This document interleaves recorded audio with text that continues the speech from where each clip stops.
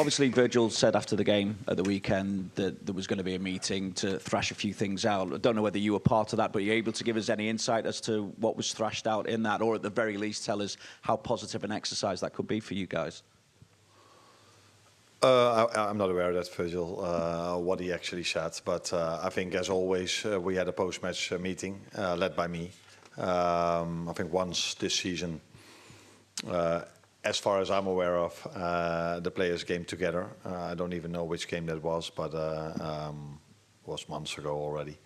So we did have a post-match meeting to talk about all the positives we've done in that game.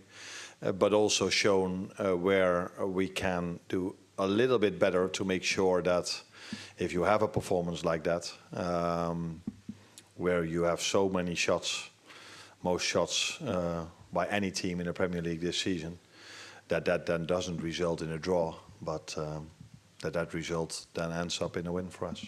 Obviously, I mentioned Virgil. He's set to make his 350th appearance for Liverpool, becoming the 50th in Liverpool's history to reach that total as well. How do you sum up his contribution to the club, both before and during your time? Yeah, that's been unbelievable. Of course, won the league twice, won the Champions League, and some domestic cups as well.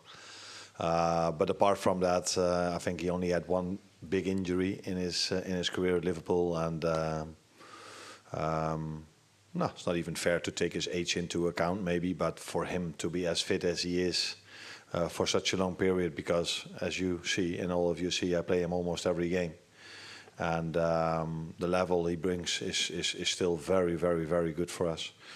So, and that to be fit every single 3 days. So in 2 days we have to go to after 2 days of rest we need to go to Bournemouth again. And it's not only him; all these players that are overloaded quite a bit because we have 3 big injuries.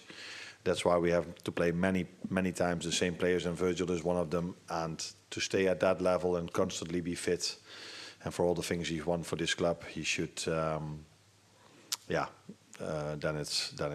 is only positive. Yeah. And just to check a couple of things with you, is there any chance Konate could still join up with the squad? And also, how ready is Mo Salah to come back into the starting lineup as well, given that he's back training with you after AFCON? Yeah. No, he didn't travel with us because of family matters, and I would leave it with that. And I will speak to him tomorrow. To speak to him, I will speak to him tomorrow again. But he not traveled with us, so and that's because of family matters. And I would leave it with that. And with Mo, I'm really happy and pleased that he's back because in his absence, I think we've done quite okay in terms of hardly conceding any chance. We started to create more and more, and if you start to create more and more, it's really helpful to have a player like Mo Salah, because if there's ever been a player, I think there was one who scored more for this club, but that can score goals, and that I can still play. I don't think I can play Ian Rush still.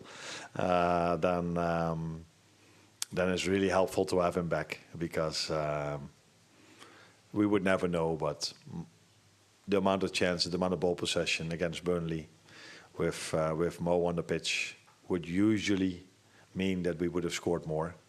So yeah, that's why I'm really happy that he's back, because creating chances is nice, but we're only judged on the result, and that wasn't nice. So so hopefully we can combine 2 things, so create the same chances, able to score more, and keep not conceding chances on the other end. Bonjour coach, 2 questions en français s'il vous plaît. Vous êtes déjà venu dans ce stade il y a quelques années, c'est un souvenir douloureux pour nous. Can you translate one more time? Ok. Je disais que vous êtes déjà venu dans ce stade il y a quelques années. C'est un souvenir douloureux pour nous à Marseille, puisque vous vous étiez qualifié avec Feyenoord. Il y avait une partie, ce soir-là, il y avait une partie des supporters marseillais qui étaient pas là. Il y avait un virage qui était fermé. Est-ce que vous vous attendez du coup à quelque chose de différent demain soir, parce que le stade sera plein?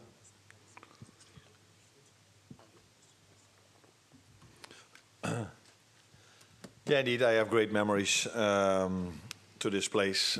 First of all, because indeed we went through to the final of the Conference League. Second of all, because it was an unbelievable atmosphere with not even a full stadium, as you mentioned. And this is such a historic stadium.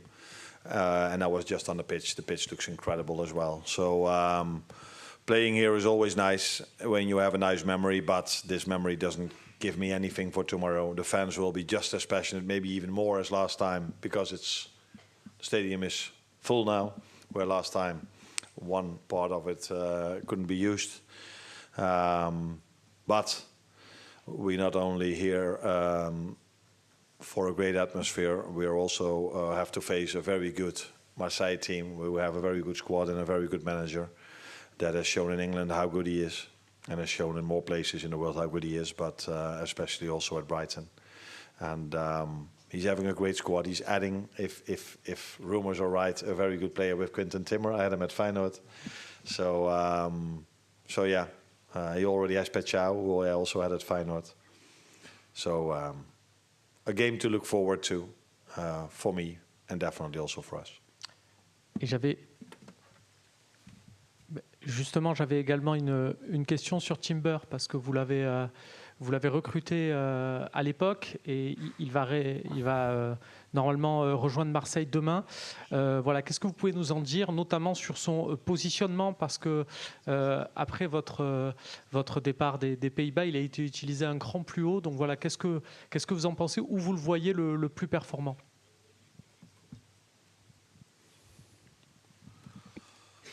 Now, first of all, I can only say very positive things about Quinten Timber as a person. His mentality in the time I've worked with him has been outstanding. A leader in the group, as I experienced it. Always showed up in big moments, so in difficult games. We had to play, he was always there. So his mentality is like his brother, Jurrien Timber, is outstanding. He can play in an offensive role, he can play in a bit more defensive role, but I think in between is in my opinion, his best. And with the way Roberto De Zerbi is playing, I would be surprised if this is not going to be a success, because De Zerbi has showed many times that he can bring the best out of players, and he gets a very good player with a lot of quality and a great human being with great mentality to work with. So usually that combination makes things really positive for Olympique Marseille. Oui, en français aussi, coach. Bonjour, Florent Germain de RMC Sport. Je voulais que vous développiez, si possible, sur Roberto De Zerbi. Est-ce que vous estimez effectivement que ça fait partie des grands coachs européens et peut-être voués à entraîner des clubs encore plus grands que l'OM? Il y a des rumeurs pour un retour en Angleterre notamment, je ne sais pas ce qu'il en est, mais est-ce que vous voyez à Roberto De Zerbi une approche tactique qui lui est propre, un style particulier, offensif, et un entraîneur différent? Merci. Yeah, I regard him as one of the best managers in the world, because in my opinion, that should not always be judged on the amount of trophies you win. It should also be judged on the fact how you let your team play. And I think he's already working at a very big club, because Marseille is a very big club at the moment, but history-wise as well. And yeah, I'm not the one that's hiring coaches, but if I was one, he would definitely be very high on the list if I worked at a big club. Because I always like his team. I always like to watch his teams. And unfortunately, he's working in France now, so I follow not the Dutch, yeah, as well, by the way, the Dutch league, but the English league, of course, a little bit more. So when he was at Brighton, I saw his teams playing more, but it's also what he wants. But he's a very good manager, and it's not always fair to judge managers only on what they win. It should also be the style of play should be, in my opinion, very important as well, and the development of players. And that's what you see with him. That players always develop very well, and then sometimes when he leaves, these players are not as good anymore as they were with him, and that usually tells me how good of a manager you are. Carl. Hi, Anna. Hi. Just to go back to Mo, when he left for the AFCON, I think it's probably generous to say he had maybe some doubts or confusion about his relationship with the club and with you. I'm just wondering if you can tell us or give us an idea of how you see your relationship. Has that changed since he's been away, or have you spoken to him about it since he came back, or how is the situation now as you see it? As normal as it's always been. There was only one exception, and that was the game against Inter, where I didn't took him. But for all other games, he was there. And in the last game, he was at Liverpool. Before he went to the AFCON, he came in after 15, 20 minutes, and I think he had a very good performance in that game. So we were 1-0 up at the time, and we beat Brighton with 2-0. So I think he left in a situation that was good for him and for us, because we beat Brighton and he played again. And then he went to the AFCON, again did what he usually does, scoring goals. Unfortunately, he couldn't win the tournament, but there were other very good teams in that tournament as well. But got to the semi-final, and now he's back with us. And of course, I spoke to him today, and I'm happy to have him back, because, as I said, this season I've only had two wingers who would tell me that's their favorite position, that are able to play more than 100, that have played more than 100 minutes in the Premier League, and that's Mo and Cody. And there are other players who can definitely play in that position really good, by the way, as well, like Jeremy Frimpong and like Florian Wirtz. But if I ask Florian which is his favorite position, I don't think he's going to tell me left or right winger. I think he's going to tell me another position. But he's able to play there really well, and Jeremy the same. I think he's mainly played as a fullback, but he's shown, especially also in the last game and also against Arsenal, how much a threat he can be off the right side. But in the last game against Burnley, he played as a fullback, by the way. So to have Mo back is, of course, helpful, because in his absence, we've created a lot of chances and not always converted them. And I think I saw today that he scored 45 goals for Liverpool at Champions League level, and the next player is a player with 5 goals, Virgil van Dijk.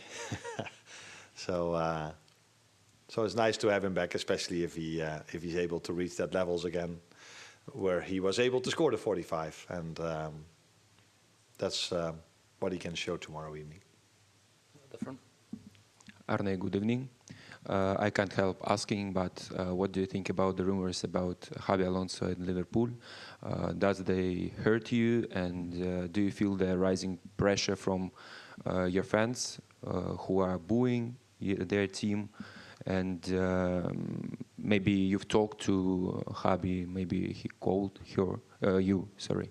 Yeah, he called me. He called me and asked, what do you think about the team? Because I'm going to take over in 6 months. So can you tell me a little bit more? Or maybe earlier, maybe he takes over tomorrow. No. This is one of the most weirdest questions I've ever got. Yeah, what's there to say to your answer? I'm working here now for a little bit more than 1.5 years, and I really like my work over here. Won the league last season, struggled more in the league this season. That's also obvious. So yeah, what's there left to say? And the booze, that's also what you said. Now, maybe I heard a few, but it wasn't as if it was a lot. But I think it's also completely normal if you have a draw at home against Burnley, that no one is happy about that. But I think the moment the people went home, they probably, when emotions calmed down, they probably thought like, ooh, it's been a while. It's in the 1.5 years that I'm at Liverpool, we've never created so many chances against the low block as we did in that game. So maybe it was a little bit more positive than the results showed. But we're in the result business. I'm aware of that. Hi, Arne. Artur Kovács, RTL Hungary. Dominik Szoboszlai is also able to score in goals, and he scored goals in the recent Champions League games against Frankfurt, PSV, and Inter also. So is he more effective in scoring goals? What do you think about it? No, he's one of the players that is best if he plays at the midfield. And this year I had to use him a lot as a winger or as a fullback as well, which is a position he can play. But for obvious reasons, I had to play him also in different positions because players were unavailable for several reasons. But that Dominic has had a very good time here at Liverpool.